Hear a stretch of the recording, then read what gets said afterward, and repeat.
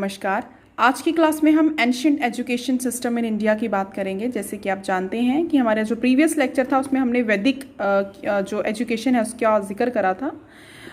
Ancient education में basically जो base है वो वैदिक एजुकेशन और बुद्धिस्ट एजुकेशन का है। तो वैदिक के बारे में हमने जान लिया था प्रीवियस लेक्चर में। तो बेसिकली एंशिएंट एजुकेशन का एम क्या है उसको हम जानेंगे। तो इसका जो लक्ष्य था वो था enrichment of culture. So culture को प्रमोट करना वेदास और बुद्धिस्ट जो एजुकेशन है उसका मेन मकसद रहा है। प्रीवियस जो एंशिएंट टाइम पे जो हमारी एजुकेशन थी, कैरेक्टर बिल्डिंग करनी, पर्सनैलिटी डेवलप करना भी इनका मेन मकसद रहा है। चरित्र निर्माण करना जो है वो एक एंशिएंट एजुकेशन का लक्ष्य रहा है। कल्टीवेशन ऑफ नोबल आइडियाज़, जो नोबल आइडियाज़ हैं उनको कल्टीवेट करना स्टूडेंट के माइंड में, उनकी ज़िंदगी को और अच्छा बनाना, नोबल आइडियाज़ को कल्टीवेट करके, ये भी वेदा और बुद्धिस्ट एजुकेशन का मेन मकसद रहा है। अभी यहाँ पे कौन सा करिकुलम जो है वो यूज़ होता था, कैसा सिलेबस था, कैसा करिकुलम था, उसका भी हम जिक्र करेंगे। तो अगर वेदास की बात करें तो उसमें 4 वेदास जिनका हमने जिक्र कर चुके हैं अपने प्रीवियस लेक्चर में, 4 वेदास हमने पढ़े हैं। 6 वेदांगास हैं, 4 वेदास के साथ साथ 6 वेदांगास हैं और उपनिषद हैं। उपनिषद भी आप याद कर लें प्लीज़। जो हम वेदास के जो करिकुलम है उसका जिक्र कर रहे हैं, उपनिषद आ गए, 6 वेदांगास आ गए, इसमें 4 वेदास आ गए, दर्शन जो हैं वो इसमें इंक्लूड हुए हैं, पुराण इंक्लूड हुए हैं और तर्कशास्त्र भी इसमें इंक्लूड हुआ है। देन हम बात करेंगे जो बुद्धिस्ट सिस्टम है एक्चुअली। तो बुद्धिस्ट सिस्टम में कौन कौन से करिकुलम का जिक्र हुआ था। तो पिटाकस का प्लीज़ आप याद कर लें, लर्न कर लें। पिटाकस का जिक्र हुआ है। अभिधर्मा का जो है वो जिक्र हुआ है बुद्धिस्ट एजुकेशन में। और सूत्र, प्लीज़ ये थोड़े से हिंदी अनुवाद हैं तो इसको याद कर लें, सूत्र, अभिधर्मा और पिटाकस। नेक्स्ट हम बात करेंगे कौन से मेथड्स ऑफ लर्निंग जो है वो यूज़ किए जाते थे एंशिएंट टाइम पीरियड के ऊपर। तो सबसे पहला मेथड तो हम सब जानते हैं मेमोराइजेशन बेस्ड, क्योंकि बुक्स उस समय नहीं होती थी। तो मेमोराइजेशन बेस्ड जो है वो लेक्चर्स दिए जाते थे स्टूडेंट्स को और स्टूडेंट्स उनको एज सच जो है वो लर्न करते थे। डीप डाइव इनटू कॉन्सेप्ट, जो भी कॉन्सेप्ट टीचर की तरफ से, गुरु की तरफ से समझा दिया जाता था, शिष्य जो है वो उसको बहुत ही गहराई से समझता था और सीखता था और लर्न करता था। लिसनिंग, उनको प्रवचन की फॉर्म में, लिसनिंग की फॉर्म में जो है वो चीज़ें लर्न करनी होती थी। कंसंट्रेशन जो है वो उनको लगानी होती थी लिसनिंग के ऊपर ताकि वो डीप डाइव कर सके कॉन्सेप्ट को। डिस्कशन मेथड यूज़ किया जाता था, जो भी चीज़ें समझाई जाती थी अगर उसके लिए कुछ क्वेरीज है उनको डिस्कस किया जाता था आश्रम में।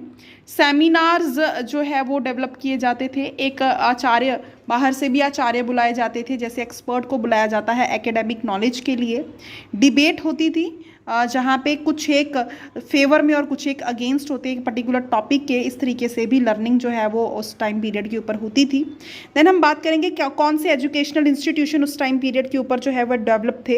एक तो गुरुकुल, आप जानते हैं होम टाउन है जो कि जो गुरु है उसका, जहाँ पे जाके एक स्टूडेंट जो है वो सीखता है।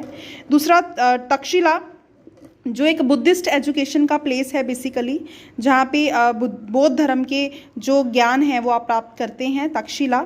नालंदा यूनिवर्सिटी की हम बात करेंगे जिसमें हर तरह के विषय की जानकारी जो है वो दी जाती थी। तो आपको पूछा जा सकता है कि ओल्डेस्ट एजुकेशनल इंस्टीट्यूशन कौन से है, तो तक्षशिला, नालंदा आप याद रखें, ये एंशिएंट एजुकेशनल इंस्टीट्यूशंस हैं। सो ये एक छोटा सा वीडियो जो है वो मतलब मेन एस्पेक्ट्स लेके आया है एंशिएंट एजुकेशन सिस्टम के बारे में। आगे हम बात करेंगे मेडिवियल टाइम पीरियड के ऊपर एजुकेशन कैसे होती थी, करेंगे मेडिवियल एजुकेशन की। तो जो मिड इंडिया था, मेडिवियल एजुकेशन की हम बात करेंगे, तब किस तरीके की एजुकेशन थी, तो हम उस चीज़ की जिक्र करेंगे। अगर हम एम की बात करें, एम्स की बात करें, लक्ष्यों की बात करें, तो वो क्या एम थे एजुकेशन की उस टाइम पीरियड के ऊपर। प्रोपोगेशन करना इस्लाम को। तो इस्लाम, मुग़ल बादशाह जो थे वो आ चुके थे इस टाइम पीरियड के ऊपर, तो इस्लाम को प्रोपोगेट करना जो है वो इनका मेन मकसद रहा था। स्प्रेड करना Islamic principles, Islamic educational principles को स्प्रेड करना भी इनका लक्ष्य था एजुकेशन के ऊपर। और करिकुलम, किस तरीके का करिकुलम ये फॉलो करते थे इस्लामिक एजुकेशन को प्रोपोगेट करने के लिए। कैलीग्राफी का इस्तेमाल किया जाता था, ग्रामर पर बहुत ज़्यादा जोर दिया जाता था और पहराज जो है वो बच्चों को करवाए जाते थे। और अरेबिक एंड पर्शियन लैंग्वेज जो है वो मेन लैंग्वेजेस होती थी इस टाइम पीरियड के ऊपर, प्लीज़ याद रखें। अरेबिक एंड पर्शियन लैंग्वेज का ज़्यादा इस्तेमाल किया जाता था और रिसाइट किया जाता था कुरान को, रेसिटेशन ऑफ कुरान, कुरान शरीफ को रिसाइट करके स्टूडेंट्स को जो है वो अवगत करवाया जाता था, ज़िंदगी की तमाम सच्चाइयाँ समझाई जाती थी। तो बेसिकली इनका मेन मकसद मेडिवल एजुकेशन जो थी तब बेसिक पर्पस जो है वो प्रोपोगेट करना था इस्लाम को। जो मेथड्स ऑफ लर्निंग यूज़ किए जाते थे वो ऑरल मेथड के ऊपर जो है वो जोर दिया जाता था, डिस्कशन के ऊपर जो है वो फोकस किया जाता था। उसके साथ साथ रिसाइट, जैसे हमने पहले भी बात करी रेसिटेशन ऑफ कुरान शरीफ, तो रिसाइट करके भी चीज़ों को समझाया जाता था। और जो मुग़ल बादशाह अकबर थे उस टाइम पीरियड के ऊपर, अकबर जो बादशाह थे उन्होंने राइटिंग और रीडिंग के ऊपर बहुत जोर दिया था, स्टूडेंट्स की राइटिंग और रीडिंग के ऊपर ज़्यादा फोकस किया जाए, ऐसे निर्देश दिए गए थे एजुकेशनल इंस्टीट्यूशंस को। और एक सबसे ज़रूरी प्रश्न जो पेपर में आता है, कौन से एजुकेशनल इंस्टीट्यूशंस थे इस जो इस्लामिक धर्म है उस टाइम पीरियड के ऊपर, तो कौन से हम इंस्टीट्यूशंस की बात करेंगे, मकताब्स और मदरसा। This is very much important students, please इसको अपने माइंड में रखें।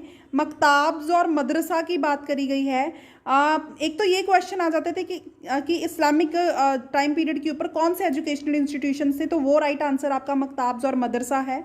नेक्स्ट उसके बीच में से भी क्वेश्चन निकलता है जो पेपर में आया हुआ है, जो मकताब्स हैं उसमें किस तरीके की एजुकेशन दी जाती थी, उसमें प्राइमरी एजुकेशन जो है वो प्रोवाइड करी जाती थी, और जो मदरसा थे उसमें हायर एजुकेशन का जिक्र किया जाता था। प्लीज़ अपने माइंड में रखें इस चीज़ को, इस पर प्रश्न आया हुआ है कि जो मकताब्स हैं वो प्राइमरी एजुकेशन पे फोकस करते थे और जो मदरसा हैं वो हायर एजुकेशन के ऊपर जो है वो फोकस करते थे। तो ये आपने जो मेन हाइलाइट्स किए हैं एजुकेशनल इंस्टीट्यूशंस जो मिडीवल टाइम पीरियड के ऊपर और एंशिएंट टाइम पीरियड के ऊपर जिसका हमने जिक्र किया है। सो प्लीज़ इसको बहुत ध्यान से आप रिवाइज करें। Thank you so much. Think, believe and win. सोचिए, अपने आप पर विश्वास रखिए और